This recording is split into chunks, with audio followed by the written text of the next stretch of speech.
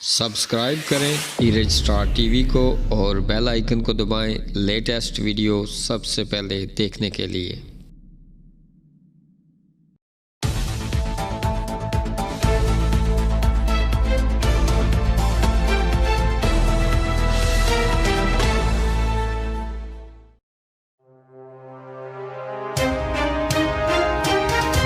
بسم اللہ الرحمن الرحیم۔ السلام علیکم دوستو میرپور میں خون بہنے کے ساتھ لوگوں کو کرنٹ محسوس ہونے کی شکایات، ایسا کیوں ہو رہا ہے؟ لوگوں کو کیا کرنا چاہیے؟ ماہرین کی رائے۔ خشک ہواؤں کی وجہ سے اسلام آباد سمیت آزاد کشمیر میں بھی لوگوں کو کرنٹ اور خون بہنے کی شکایات۔ خشک ہواؤں کی وجہ سے اسلام آباد سمیت پنجاب بھر میں مختلف بیماریاں پیدا ہونے لگی ہیں۔ خشکی بڑھنے کے باعث ڈی ہائیڈریشن اور ناک سے خون کا بہنا معمول بن گیا ہے۔ گزشتہ 3 دنوں سے پاکستان کے مختلف حصوں میں تیز ہوائیں چلنے کے بعد لوگوں میں ناک سے خون بہنے اور کرنٹ محسوس ہونے کی شکایات سامنے آ رہی ہیں۔ ماہرین صحت کا کہنا ہے کہ اس وقت خشک موسم کی وجہ سے لوگوں میں یہ علامات پائی جا رہی ہیں۔ ماہرین صحت کا کہنا ہے کہ ماسک پہنیں اور پانی زیادہ سے زیادہ پئیں۔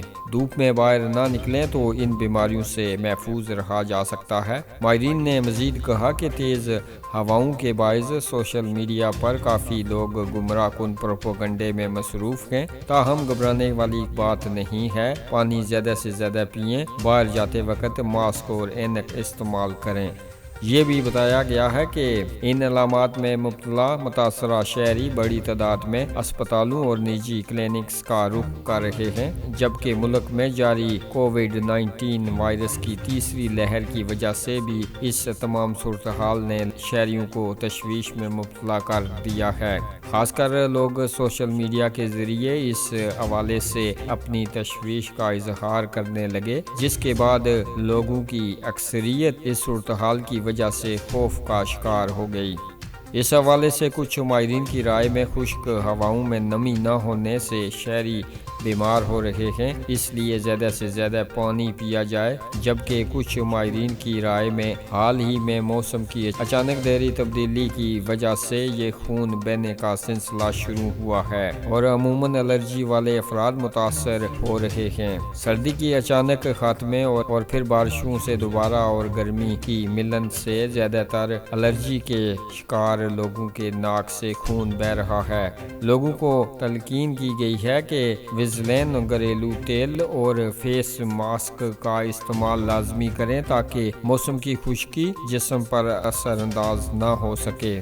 یہاں یہ واضح رہے کہ گزشتہ ماہ کے اختتام پر ملک میں مغربی ہواؤں کے داخل ہونے کے بعد بارشوں اور برف باری کا نیا سلسلہ شروع ہوا تھا۔ ہواؤں کے اس سلسلے کی وجہ سے کئی علاقوں میں موسم سرد ہو گیا، جبکہ بارشوں اور برف باری کا سلسلہ رک جانے کے بعد بھی کئی شہروں میں خشک اور سرد ہوائیں چلنے کا سلسلہ اب بھی جاری ہے۔